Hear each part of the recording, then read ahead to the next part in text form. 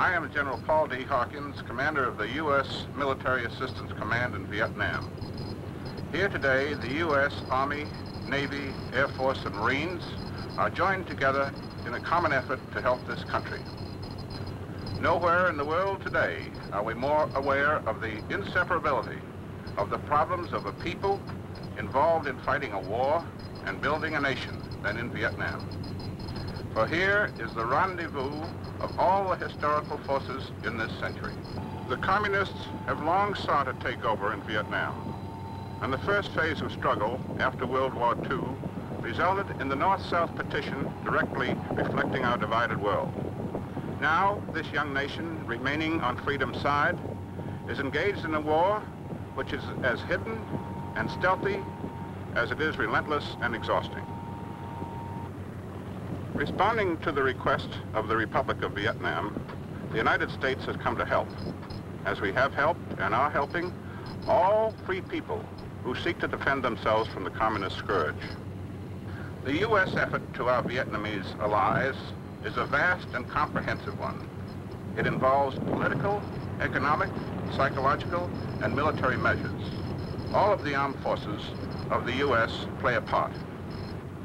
Because our efforts here are so comprehensive, the whole story cannot be told in 30 minutes. Today, our focus is on the U.S. Army Special Forces, one important part of our overall effort.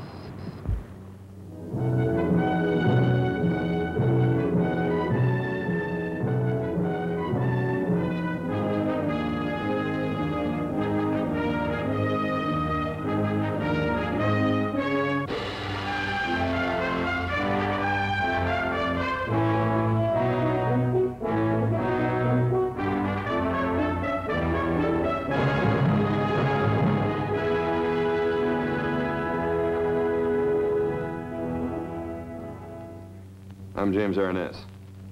During the next 30 minutes, you're going to meet a remarkable group of Americans, members of the United States Army's Special Forces on duty in South Vietnam. The Republic of Vietnam, on the eastern edge of the Indochina Peninsula, is about as far from home as an American can be while still on Earth. When it's 7 o'clock in the morning here in Saigon, it's 7 o'clock the previous night in New York City. Army Special Forces were sent to Vietnam because they're experts, specialists in training men to fight a special kind of war. It's a dirty war, fought without uniforms on a battlefield without boundaries. A war where the friendly farmer you pass in a rice paddy may become the murderous enemy the instant the sun goes down. Sunset is beautiful in South Vietnam, but then night comes. And at night in Vietnam, men die. The communist guerrilla lives off the people, by persuasion if possible, but if propaganda fails, by terror. Fear and propaganda have turned the isolated villages of Southeast Asia into a theater of war, a war which can only be won or lost by the villagers themselves. What Americans can do is combat fear by giving them guns and the training they need to defend themselves against terrorism. And we can reply to the propaganda by actions. We can bring to these remote areas some tangible proof that the way of life we propose is a good life, worth fighting for. This is the story of a small group of Americans who are quietly trying to do that job, now in the swamps and jungles of Vietnam.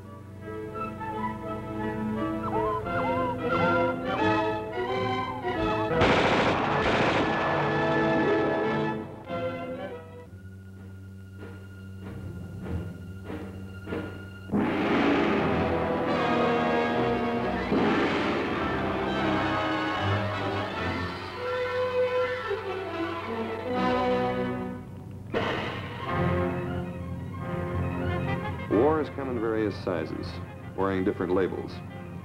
But one thing they all have in common: the innocent suffer. The guerrilla warfare being conducted against the Republic of Vietnam by the Vietnamese communists, the Viet Cong, isn't new. We saw it with minor variations in China, in Malaya, in Greece, in the Philippines, in Cuba, in Laos. It's a kind of war which recognizes no non-combatants. In Vietnam, the communist guerrillas promise progress, yet their favorite targets for assassination are school teachers, doctors, engineers, anyone trying to do today what they promise for tomorrow. Life will be lived on their terms or not at all.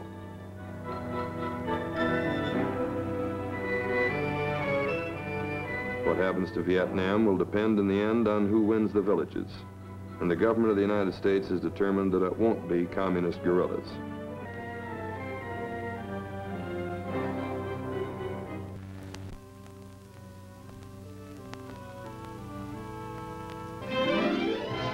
This is Major General William B. Rawson. He was then a brigadier on a recent visit to a strategic village high in the mountains of central Vietnam. As Special Assistant to the Chief of Staff for Special Warfare, he has come to inspect the village defense system, established here by a 12-man Special Forces team, a handful of Americans who in a few short months have converted a remote guerrilla-infested highland plateau into a major training center of anti-communist tribesmen.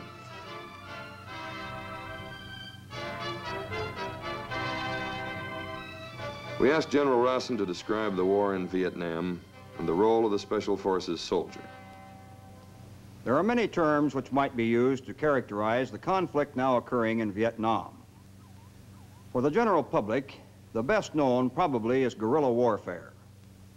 However we refer to it, there can be no question that armed insurgency on a large scale is taking place aimed at the destruction of a people's national independence. It is the policy of the United States government to advise and assist the people of the Republic of Vietnam in their struggle to defeat the communist insurgency which strives to eradicate their freedom. The American soldiers you will see in this film are part of our assistance effort.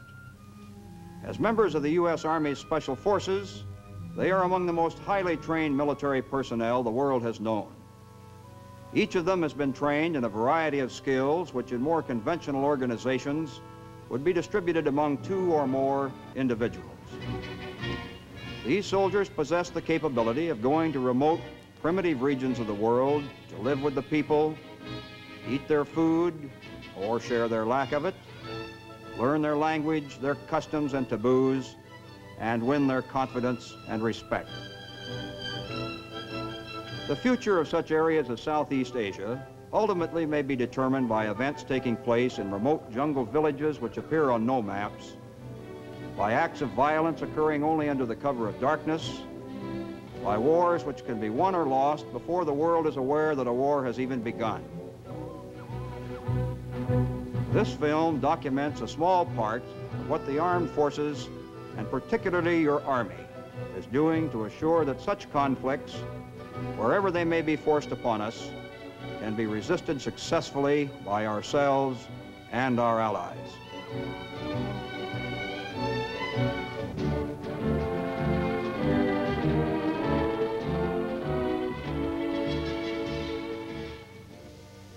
I'm Captain Ron Shackleton, Detachment Commander of the Special Forces personnel in this area. American advisors first began laying the groundwork for village defense in this region in September 1961. At that time, the villagers in this area were almost completely defenseless against the predatory tactics of the Viet Cong, the Vietnamese communists. Out of fear, these mountain people were forced to both feed and house roving Viet Cong patrols, and their young men were often forced into Viet Cong activities in order to protect the lives of their families. Our effort during the months we have been here have been to teach the mountaineers, who call themselves the Raw Day people, that they are capable of defending themselves against such tactics, that they need not be afraid. We have shown the Raw Day how to build stockade-type fences and how to maintain 24-hour security.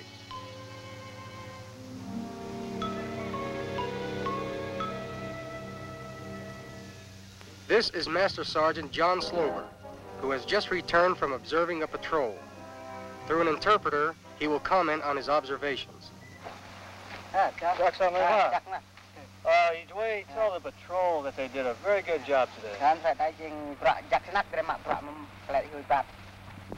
There's just one point I want to stress. Some carried their weapon down like this.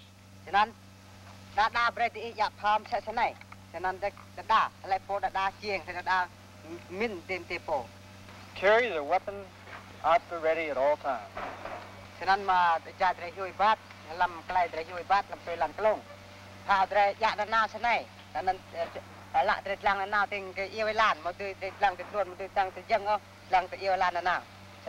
Where their eyes are, so is the muzzle of their weapon.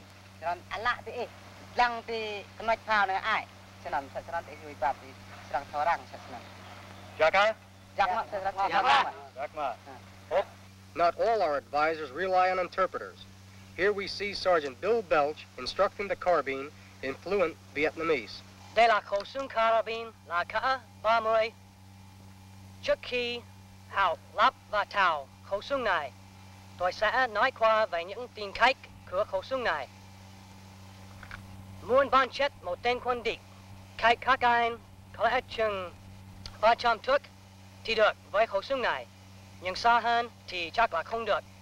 Nhưng mà thường thường trong những khu vực như thế này, như là rừng hay là có nhiều cây, thì thường thường không trông thấy xa được. Thế thì nếu một tên quân địch gần. Basic instruction in the care and use of a weapon, familiar to any veteran of the U.S. Army.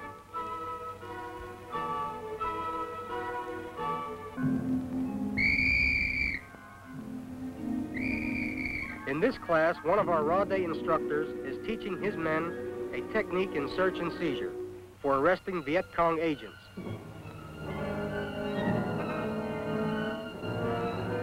Many such agents conceal themselves in friendly villages disguised as ordinary workmen.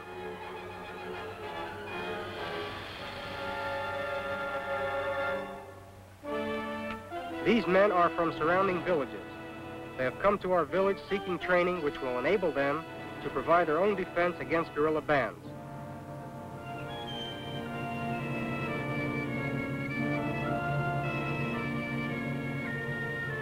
It is not unusual to see 200 or more of these people each week.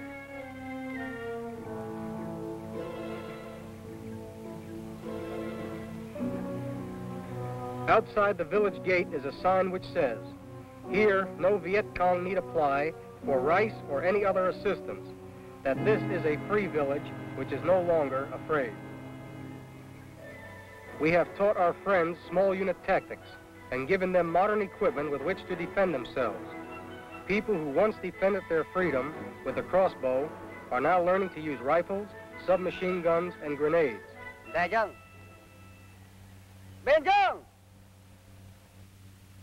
Mapatangan! Ma! And up, now!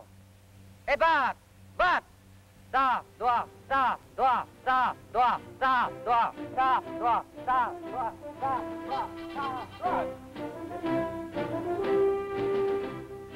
Today, these Rade people, who are in some ways very primitive by American standards, are among the best anti-guerrilla fighters in Southeast Asia. As our program expands, new Special Forces teams are moving into other villages, always with the same goal, to teach people who value their independence how to preserve it. Okay, Odie, your boys got all your equipment. You're all set to go just about now, aren't you? Just done. Okay, fine. Well, you know that we're going to have trouble to the south. When we first set the circle up here, VC didn't know what we're doing. And it took them about a month to really figure out just what we're about to do there. So when we move to the south, they already know just about what we're going to do. And once we start building up the same defensive systems we had up here, they're going to try and hit us as soon as we start. So we're going to have to watch that. Well, Odie, for the past couple of weeks, you and your team have been here observing my team work with the Rade people in village defense. You've been exposed to some of our training problems, our logistical problems, and some of the problems that arise from working through interpreters. If there are any questions that you or your team have at this time, or any other way that we can help you, please feel free to ask. Thank you, Ron. The last 2 weeks have been very beneficial as far as our team is concerned. We've learned a lot, as what you mentioned, the interrogation and so forth, and the training with the Rade, working through interpreters. And one point that you can help us with, though, is on this field headquarters there you've got set up. Where we're going, we'll probably be working decentralized training rather than centralized, and the results you have may help us down there. But when we go to the other area, I'm afraid that we're going to have a few more problems down there that we don't have here. For example, a different tribe, and plus we're working with two different types of group of people, the Viets and the Male tribe. And we can take what you have given us here and then modify it to meet the situation down there. As far as equipment-wise, I think we pretty well got everything you had. How about lesson plans and training schedules there? We're okay on that, but we'll probably have to make some changes as our situation goes along. Okay, Van, how about the commo situation? It's pretty well in hand? Well, we'll try the same system they're using here. If that don't work, we'll change it.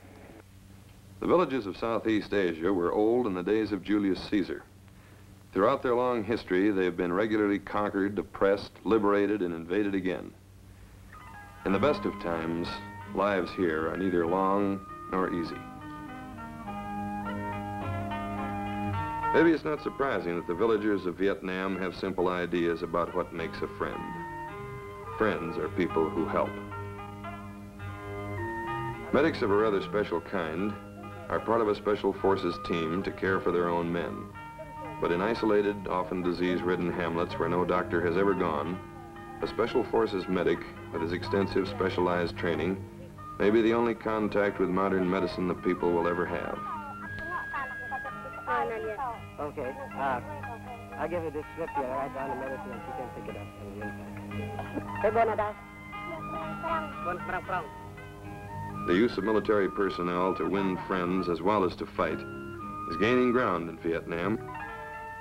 A villager is likely to be more interested in a new roof for his house than in the outcome of the Cold War or the threat of communism.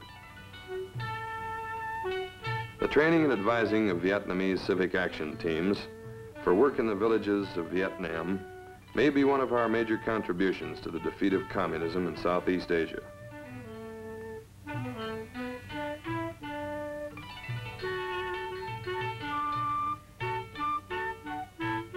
But if good works are an answer to communist propaganda, they're not enough to repel the guerrilla terrorism which invariably follows when propaganda fails.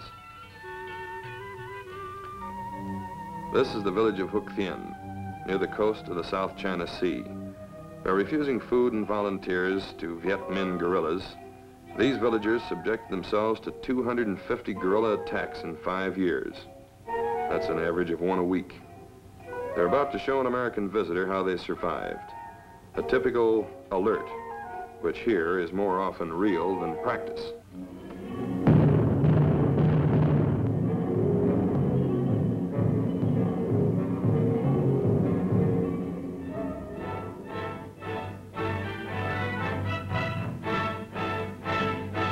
The village has been organized into a small fort.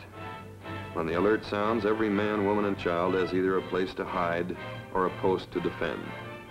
They've defended it so well that guerrilla attacks have virtually ceased. The price of extorting food and supplies has become too big for the guerrillas to pay. And it's worth remembering that they did this all on their own. Americans are now giving them weapons and technical advice. But in this case, we're only making a good thing better, and maybe making life a little easier for a town full of brave people.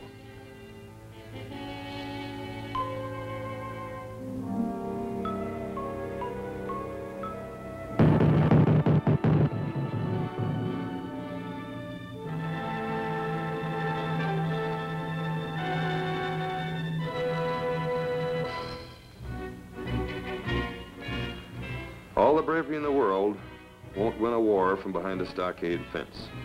Sooner or later, you have to take the fight to the enemy, whether he's an army or only a band of guerrillas prowling the surrounding jungle. At a Special Forces training camp outside Saigon, volunteers from the village of Hoc Thien are training to carry their war outside the gates.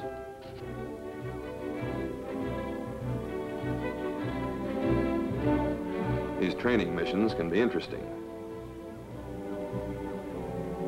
The jungle is never safe. And when you practice searching for guerrillas hiding in jungle villages, you're always liable to find some.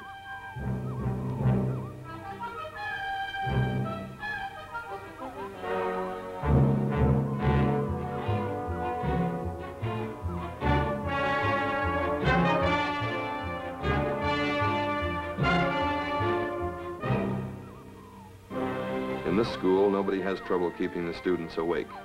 A moment's carelessness can lead to disaster.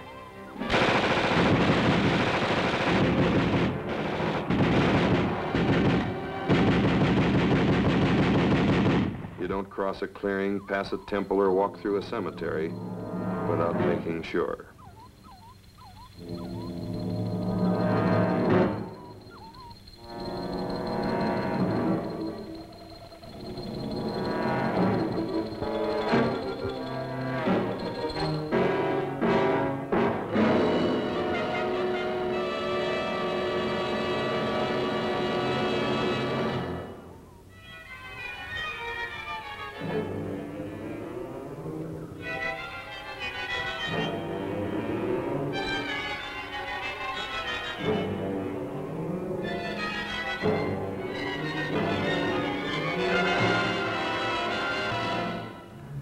Natives of the Vietnamese highlands have nothing to learn from Americans about jungle living.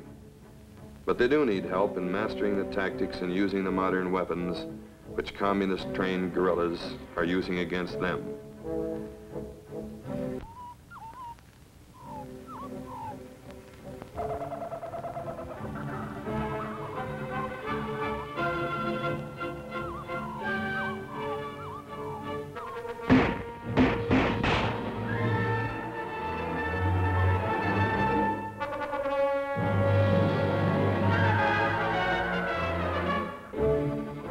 Like mountain people everywhere, they are natural soldiers who learn fast.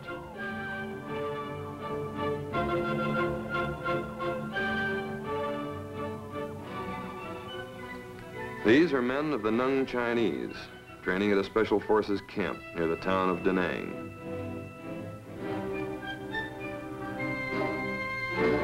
They are already some of the most experienced anti-guerrilla fighters in Southeast Asia. In 1954, 25 of these same men turned back an assault by 1,000 Viet Minh soldiers, killing 600 in the process. These are mountain people of the Katang tribe. They and their U.S. instructors are drawing rations of dried shrimp and rice for a week-long jungle patrol. A joint training exercise with soldiers of the regular Vietnamese Army, it will have the added practical advantage of making life difficult for a battalion of Viet Cong guerrillas who happen to be using the same jungle. The main problem in taking the fight to the guerrillas in Vietnam or anywhere else in Southeast Asia is terrain. Ordinary means of travel are too slow to counter the hit-and-run tactics of communist guerrillas. One answer to that problem is the helicopter.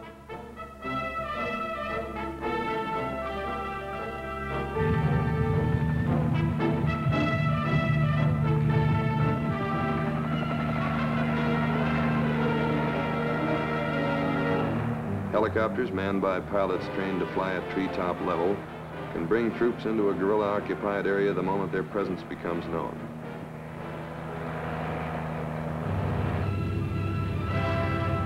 The helicopter also increases the staying power of the anti-guerrilla patrols. With fresh supplies of food and medicine available in the heart of the jungle itself, patrols like these can cover a lot of territory, stay until they find what they came for.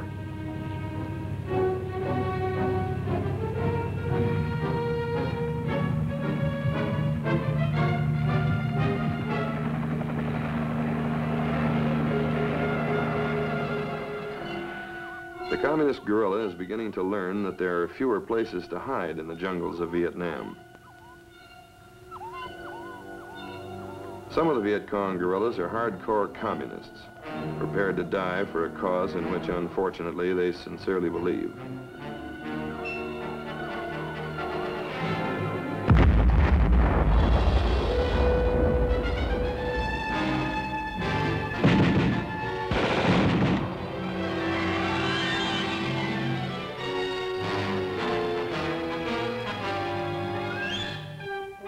But the Viet Cong also includes men, many of them, who only want an alternative.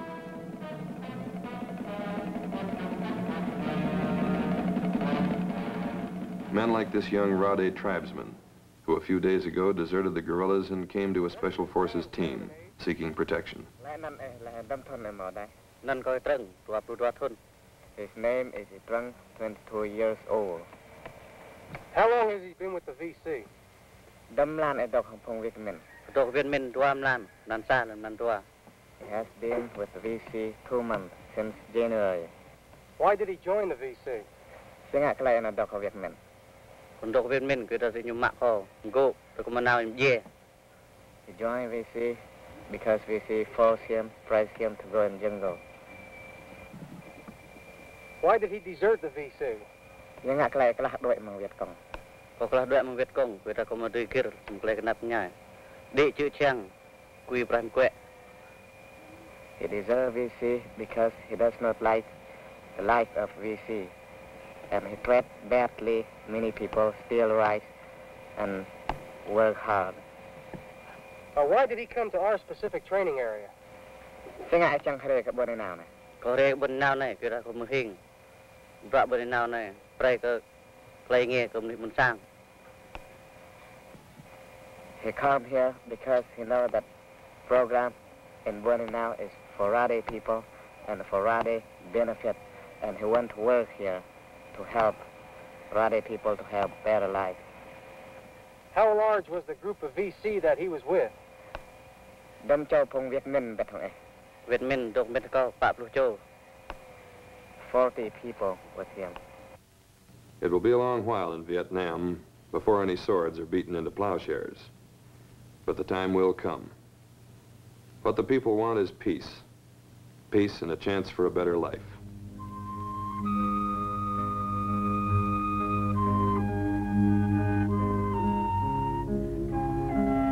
The Communist Viet Cong promises them progress, but in the meantime, creates a world where peaceful citizens must go armed in fear of their lives.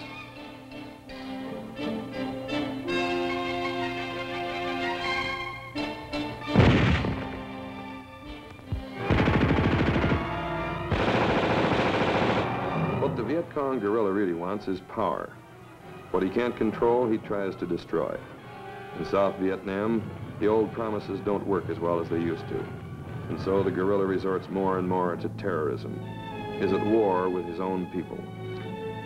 The Vietnamese are an ancient race and an independent one. This is not the first time they've fought for the right to decide their own destiny.